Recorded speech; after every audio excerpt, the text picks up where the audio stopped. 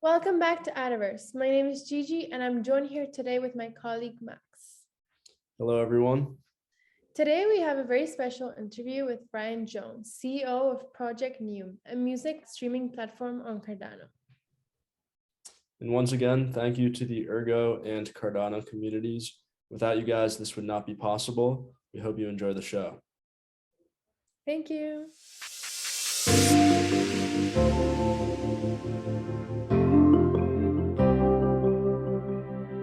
Ryan Jones, it's great to have you here today. How are you doing? I'm fantastic. It's a great Thursday. Cheers. Can you tell us a little bit about yourself and your team? Yeah, so I'm Ryan. I'm a musician. So I'm a pianist, vocalist, composer, conductor. I've said this before, but it sounds impressive, but a lot of musicians wear a lot of different hats. But I have two master's degrees, one in music education and then one in conducting from USC. I taught public school for 5 years. And currently, I'm a church musician, so I compose and I direct orchestras and choirs and all kinds of fun things. And then I'm a mixing engineer as well, so I do that on the side as well as recording artist. So, and crypto enthusiast, I guess, obviously, since we're in this space. But yeah, correct. That's great. So how would you describe projectNEWM to someone who's never heard of it? Yeah. So projectNEWM is a decentralized music ecosystem. I think that's the biggest, like 30,000 foot view if you had to explain what it actually is. And within that 30,000 foot view, basically it does five things. We're building out five things, and those five things are decentralized streaming, direct tipping to artists through micropayments, fractionalized IP rights of music, and then we're doing ticket sales through fungible and non-fungible tokens. And then the last thing on our list to do is a DAO creation, digital autonomous organization. So those are the very quick 5 key point pitch notes. Why did Project NEWM decide to build on Cardano specifically? Yeah, so I think the biggest thing is predictability and fee predictability. You need to know how much your cost is going to be so in order for you to be able to actually run a successful business, right? So in the minting process of actually uploading your audio files and creating that original NFT, you need to know that it's going to be cost efficient to do that. And you're going to need to know that if you upload it at 1 in the morning versus 10 at night, you're not going to have to pay a premium of extra couple $100 just to mint one, piece of music, which that's a big problem, right? So there's that. Also, if people are going to be trusting, the system with millions, billions of dollars, they need to know that the contracts that they're interacting with are not going to lose them millions of dollars. So that's another big thing I think people overlook.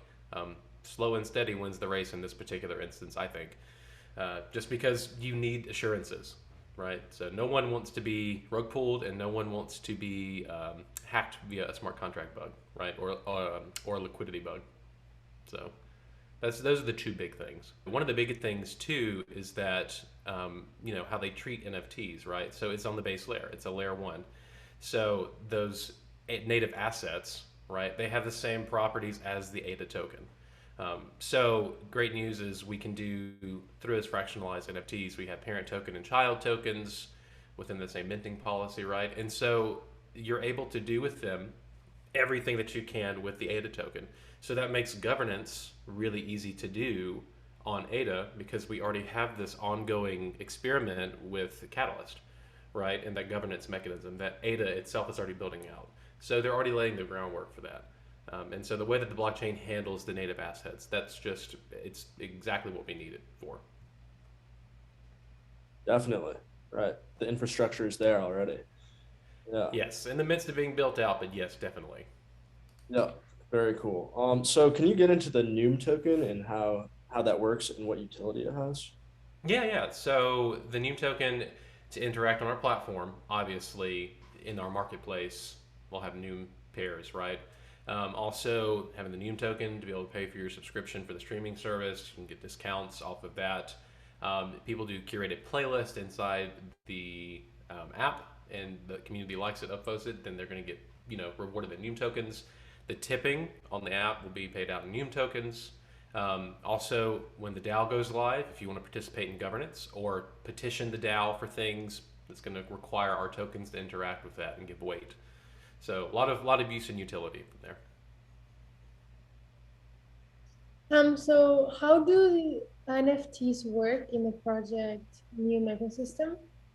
Yeah, so basically there's going to be an artist management portal to where they'll upload the audio file that'll create a parent NFT, and within that parent NFT, the people or the entities that have the fractionalized ownership who own part of the song, right, the IP rights, they'll be listed with their percentages. And when you do that, when you mint it, it'll create the parent token, and then it'll have child tokens that represent the fractionalized ownership entities, right? And so at the end of each pay period, when you have the whole pot of subscription payouts or whatnot, at the end of the pay period, that goes to the parent token, and then that gets auto-distributed to the child tokens that are concatenated within that.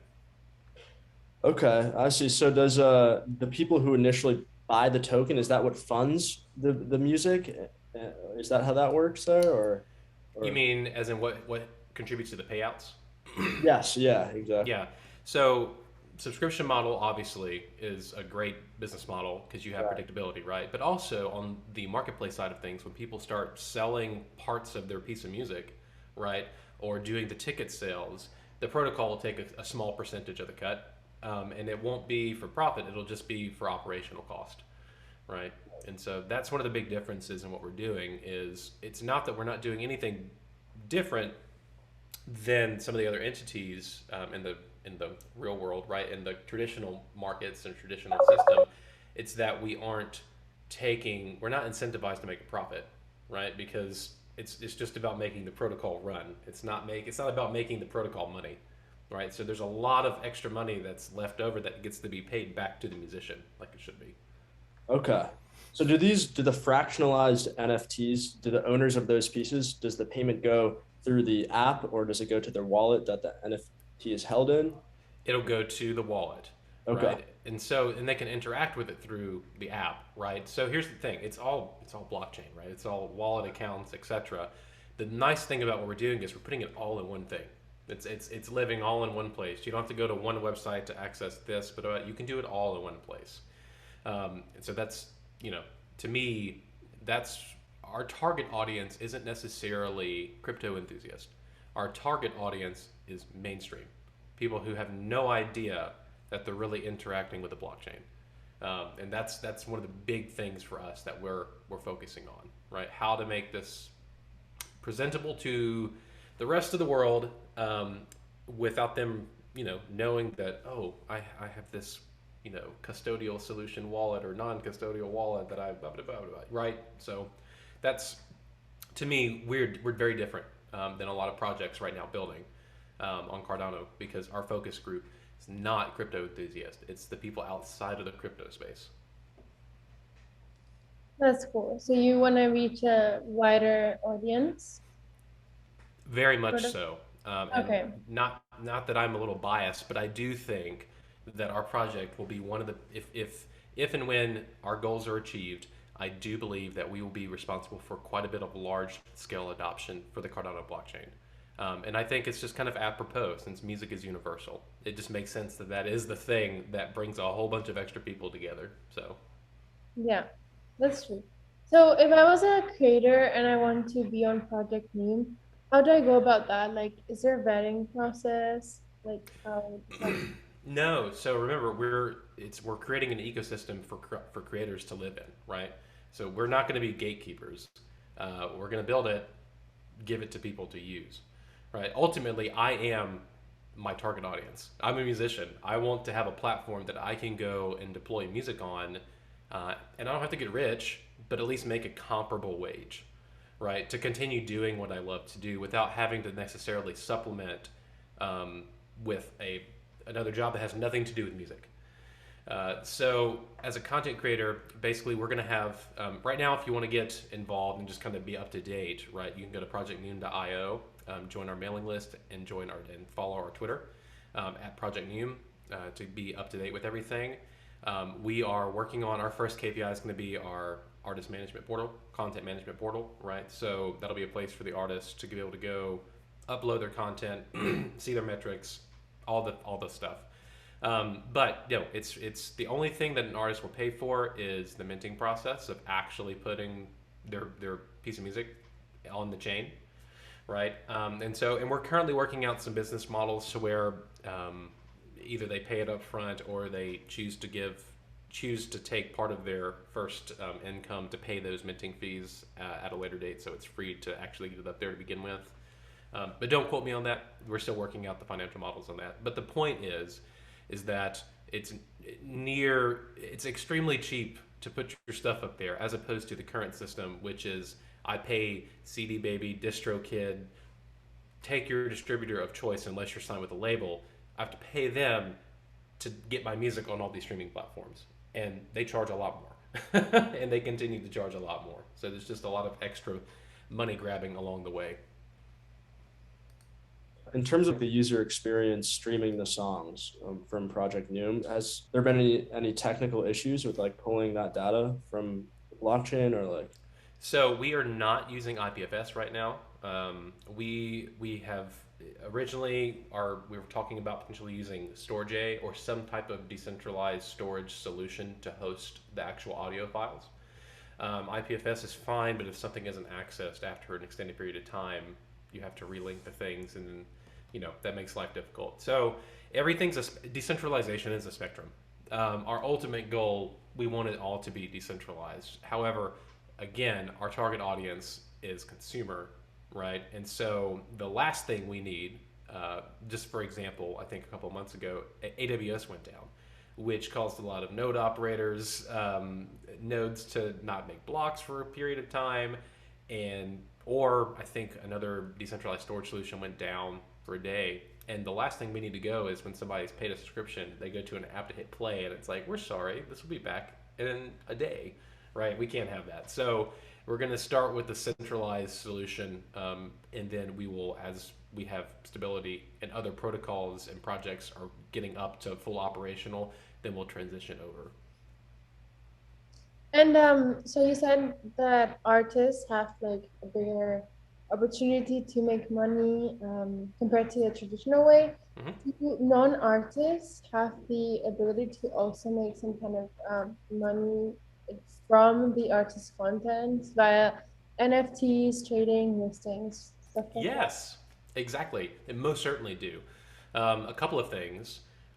The big one that really excites me personally is we're taking music and we're turning it into and having people view audio as the same as visual art. As of right now, people really take music for granted, especially with streaming. And the CEO and founder of one of the biggest streaming companies has come out and said the entire point of our platform wasn't to make artists money. It was to get a ton of music into the front of people's eyes. That was all it was, which that's terribly short-sighted, and it makes me sad to hear. So the big thing, how someone who's not an artist can make music with this, is we're fractionalizing ownership, right? An artist doesn't have to sell their music. If they don't have to sell IP rights if they don't want to, but we're giving them the opportunity to. So let's say, for example, I'm not a well-known artist. I deploy 5 pieces of music on the platform. Let's say I need money. I've got to pay my bills. Well, let's say I take one piece of music that I own the rights to, and I fractionalize it and allow I'll sell or auction 5% of my IP rights for that one song to the general populace. Now you, as a non-music creator, you can go to the marketplace and go, I like this song. Oh, part of it's for sale. Okay, I can pay the artist whatever they're asking.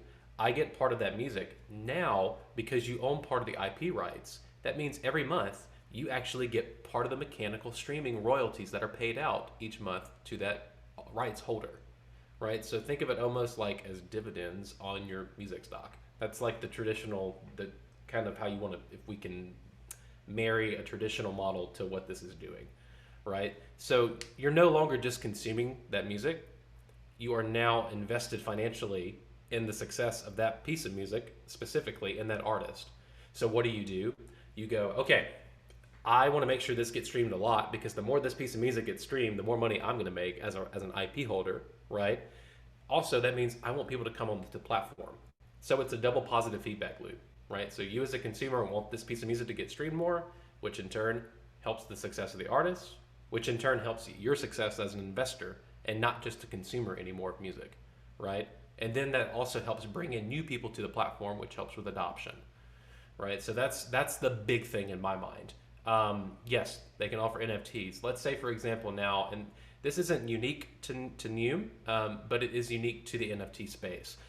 Let's say, for example, all the ticket sales we're doing are on the platform in fungible and non-fungible tokens, right? For general admission tickets, that'd be fungible. For specific seating, that would be non-fungible tokens. If you do this, that helps combat bots that go and buy up mass ticket sales, like Ticketmaster, right? And also, they take 20 to 30% of the profits from the artist. But let's say you, as a lover of this artist, buy a ticket to their show. You go and see it, yada yada. Well, normally, if you bought a ticket, you have some copy, but then you don't care about it, right? Well, now that ticket is in your wallet in perpetuity, correct? Well, now it's an asset. Like if the concert was really great and it's a historic concert, that's something like, remember the Janet Jackson like Super Bowl snafu thing that happened, right? It's really iconic. People know about it. Let's say the artist is really big. Well, now I have a ticket I could choose to go and sell. Who knows if someone's going to buy it, right? But that ticket can become a collectible. That can do a couple of other things. If the artist now knows all of these addresses bought tickets, well, now I can retroactively, because I know the addresses, I can send goodies to the people who bought my tickets. Or I can allow specific access to maybe a private concert to the people who bought tickets to that one show, right? And so the only way to get access to that private is now to have that ticket in your wallet, right? And so all of a sudden, you as an artist know really you know how many people bought tickets. You're able to really target those audience members who bought those tickets and have perks if you wanted to, right? And that will make those tickets after the fact desirable because they'll function as keys to be able to get other stuff from that artist, right? So it's a lot of limitless kind of applications for what that can actually allow. Yeah, I think, yeah, definitely the democratizing of media of all types really is so exciting. Totally. Crypto, Totally. it's great. Yeah, it's pretty limitless what could be done. Really, really cool business models. And I think one of the biggest things is that right now people just consume, they don't connect. And there's a big difference. And I think especially with A-tier artists who've reached that like pinnacle status, yes, some of them interact with their fans, but not a lot. They have so many other things that they have to do for their labels, right? They have to do X, Y, and Z. And so having that really kind of like almost feel of personal connection with their consumers, it's hard for them to do. But with this, I think it's going to unlock to where basically you can have that indie artist feel of, I know my fans, even as you grow. It helps carry along that fan base and keep them engaged actively as opposed to just passively. Yeah, I mean, if you share ownership of a song with an artist you really like, and that really creates a connection. It's something that's kind of special. So Totally I agree. really see that. Yeah, it's really cool. Um, so do you have any artists that have already taken interest in the project? We have, I mean, I know our mailing list for artists is well over 500 subscribers. There's a lot of indie artists that are ready and waiting. It's just you have to build it out, right? And so we have a ton of people that are ready to go. And I know of a couple of our ambassadors who have stuff on other streaming platforms that they're getting ready to remove so they can do exclusive on our platform. And we're in talks with a couple of labels as well, and yada yada. So, but yeah, there is quite a bit of appetite for change because the future is digital. I mean, it is. There will always be a place for vinyl because it's there's nostalgia. It's really high quality audio. There's the audio files that just they love it, right? And there's just something about that. But cassettes, CDs, 8-track, what all that's going to go away. The cost to create that and not knowing if you're going to be able to push the product out, the cost benefit, it's hard to calculate, right? Touring, that's where a lot of artists that are at least A tier make a lot of money, but it's not cost efficient for people who don't have financial backing to go plan a tour and not know if you're going to be able to recoup those costs with merch sales and ticket sales, right? And so really, the future is digital streaming as a form of income. But right now, the price paid out per stream on average from Spotify, which is I think 0.002 cents per stream, that does not support income. That doesn't support a family as a business model for a creative, right? So what do I see moving forward unless we have a change? People will wake up, the average person will wake up and they'll turn on the radio and they won't be able to tell a difference between any piece of music. And they're not going to know why, but musicians will know why. They'll know it's become commercialized. And so labels are not musicians. Their job is not to make music, their job is to make a profit. So they're going to look at their metrics and go, this is our demographic who are listening the most to this artist. So we're going to make sure whatever artist we bring in, we want them to create music just like this because we already know it sells. They're not going to take a chance. They're risk averse, right? So that means that we're going to get less and less creative or less and less different musical options moving forward unless we can start paying these indie artists the money that they should be receiving for their creative process. Definitely. Sorry, that's my soapbox. That's so good to hear. Speaking of concerts and live events, will NEWM users be able to maybe in the future own like part of a tour of a certain artist and get some of those, returns on that? Or the technology stack allows for that. I think that's, but I think that's going to be up to the individual artist, right? In my opinion, it's not my job to tell them what they can and can't do. It's my job to make sure everybody has an equal playing field to do all the same things, right? But at the end of the day, it's what they're comfortable with. Because I think certain artists feel really, really possessive of their creation, which is their right, or because a tour in and of itself, it's a creative process, right? Because a live event, that is a whole production. You have lights, you have the sound, potentially pyro stuff. You have cueing, right? It is a cued performance, and everything is it has the world clock and everything's cued with time codes for lights and pyro and different sound cues and all those things. And so there's a lot of creative juices that go into not just the music itself, but the experience, right? And so they might be possessive of that, and they might go, "No, this is my baby. I spent many, many hours creating this experience. I don't want to give it up." There might be others that go, "I'm so thankful, and I want to show appreciation for fans who want to continue to support this. So let's let them have part of it. Let's give part of this away, or auction it off, or sell part." Yeah. So That's very exciting, especially for small artists. I know a lot of people who, want to become artists, but it's kind of like a little difficult to make an income out of that. So yeah, this platform can really change things for them and for a lot of people. So before we finish off, is there anything else you want the community to know? yeah, a couple of things. So right now, our project is fully funded off of our stake pool, which is NEWM stake pool. Ticker symbol is NEWM. And we have a couple of things coming up. If you didn't know this, I don't think I actually went into who our team was. You might have asked that at the very beginning, and if I didn't expound upon that, I apologize. Let me do that really quickly. Just in our main management, our CTO, many people in the Cardano community know him, but it's Andrew Westberg, who created Project Firehose, who also has been integral in the creation of Drip Drop system, which projectNEWM is one of the starting projects on the Drip Drop system, and that's going to be directly associated with our NEWM stake pool. So what does that mean for people who choose to delegate to our pool? What you're going to get is a basket of different tokens from different projects across the Cardano community. So you as a delegator, when you at the end of the epoch, you will go to the drip drop site to interact and claim those basket of tokens. And so what's going to happen is, as a NEWM delegator, you'll get a greater percentage of NEWM tokens because you're staking with our pool, but then you'll get a smaller percentage of the other project's tokens, and vice versa. If you want to go to token pool or a Doja pool or frog pool or whatnot, you'll get a larger percentage of that particular project's token, along with other tokens from other projects.